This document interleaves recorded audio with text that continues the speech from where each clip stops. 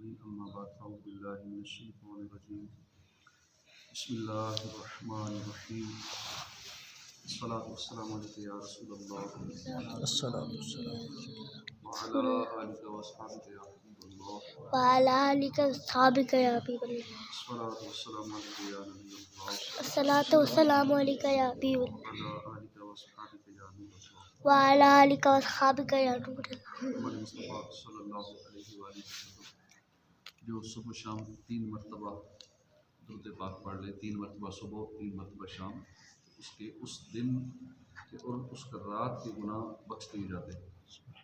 صلو علی الحبیب صلی اللہ صلی اللہ علی محمد۔ علیہ وسلم۔ حضرت جنید بغدادی رحمۃ اللہ علیہ سے پوچھا گیا دنیا کیا ہے؟ فرمایا جو دل سے قریب ہو کر اللہ پاک سے غافل کر دے یہ دنیا۔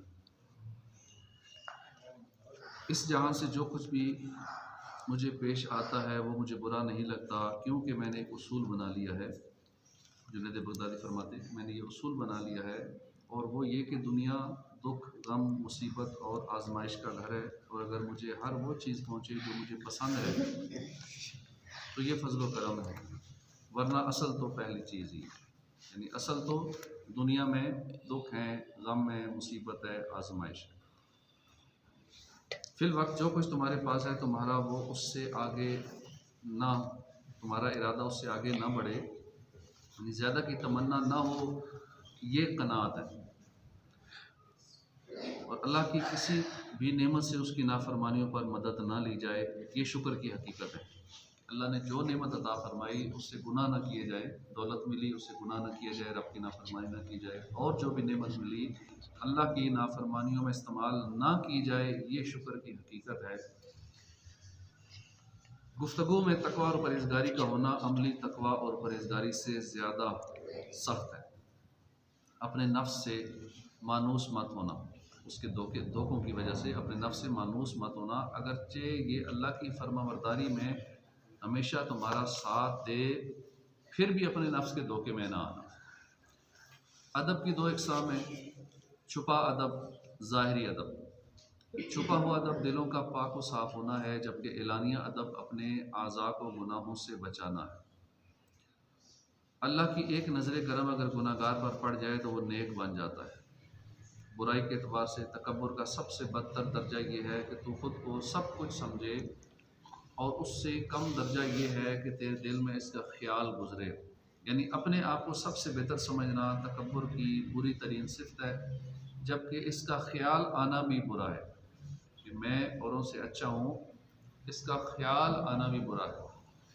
حضرت علی بن ہارون بن محمد رحمۃ اللہ علیہ کہتے ہیں کہ حضرت جنید بغدادی رحمۃ اللہ علیہ نے اپنے ایک دوست کو اس مضمون کا خط لکھا: بے شک اللہ پاک زمین کو اپنے اولیاء کرام سے خالی نہیں رہنے دیتا، اور نہ اپنے پسندیدہ بندوں سے زمین کو محروم کرتا ہے، تاکہ اللہ پاک ان کے ذریعے مخلوق کی حفاظت فرمائے، کیونکہ اللہ پاک نے اولیاء کرام کو مخلوق کی حفاظت و نگہبانی کا ذریعہ بنایا اور انہیں اپنے ہونے کی دلیل بنایا۔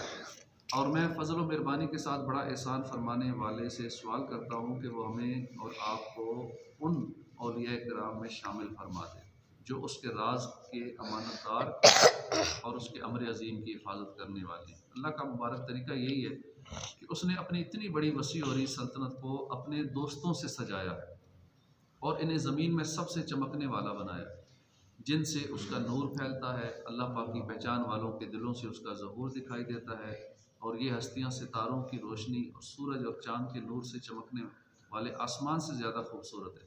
یہ مبارک ہستیاں اللہ پاک تک پہنچانے والے راستوں اور اس کے فرمانبرداروں کی راہوں کی نشانیاں ہیں۔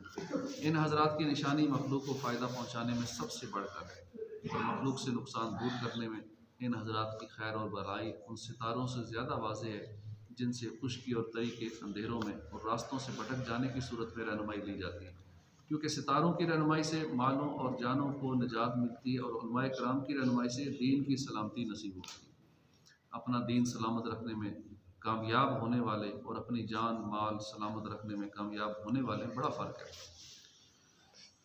حضرت سیدنا محمد بن علی بن حبیش رحمۃ اللہ علیہ فرماتے ہیں، بیان کرتے ہیں کہ حضرت سیدنا جنید بغدادی سے رضا کے متعلق سوال ہوا، یعنی اللہ کے فیصلے پر ہر حال میں راضی رہنا۔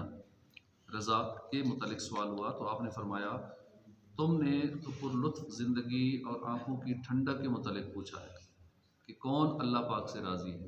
بعض علماء کرام فرماتے ہیں سب سے پر لطف اور مزے والی زندگی اللہ کریم سے راضی رہنے والوں کی۔ رضا یہ ہے کہ جو مصیبت آ چکی اس کا خوشی سے استقبال کیا جائے، جو نہیں آئی اس کا انتظار اور غور و فکر کرتے ہوئے اسے اہمیت دیتے ہوئے کیا جائے، کیونکہ اللہ پاک بندے کے ساتھ بہترین معاملہ فرماتا ہے۔ وہی اس پر سب سے زیادہ رحم کرنے والا ہے، وہی اس کے فائدے کو سب سے بہتر جانتا ہے۔ پھر جب اللہ کا کوئی فیصلہ آ جائے تو بندہ اسے ناپسند نہ کرے، کیونکہ یہی اللہ کا ارادہ تھا۔ اپنے رب کریم کے کام کو اچھا جانے کہ جو اللہ نے کیا وہی اچھا ہے، چاہے مصیبت دے دے، پریشانی دے دے، بیماری دے دے، جو رب کرے اسی پہ راضی رہے، وہی اچھا ہے جو اللہ نے کیا۔ اللہ کا یہی ارادہ تھا۔ الغرض رضا وہ ارادہ ہے جو پسندیدگی کے ساتھ ہو، یوں کہ بندہ اسی چیز کو چاہنے والا ہو جائے جو اللہ نے کیا۔ اللہ نے دکھ دیا، بندہ دکھ کو چاہنے والا ہو جائے۔ اللہ نے پریشانی دی، بیماری دی، تو بندہ اسی پہ خوش ہو جائے، اسی کو چاہنے والا ہو جائے جو اللہ پاک نے کیا، اور دل سے اللہ کریم سے محبت کرنے والا اور اس سے راضی رہنے والا بن جائے۔ جس حال میں اللہ رکھے اسی حال میں راضی رہے۔ کرنا رحمت خدا مجھ پہ اپنی، رکھ عنایت صدا مجھ پہ اپنی، دائمی اور حتمی رضا کی میرے مولا تو خیرات دے۔ صلو علی الحبیب صلی اللہ تعالی علی محمد صلی اللہ علیہ وسلم۔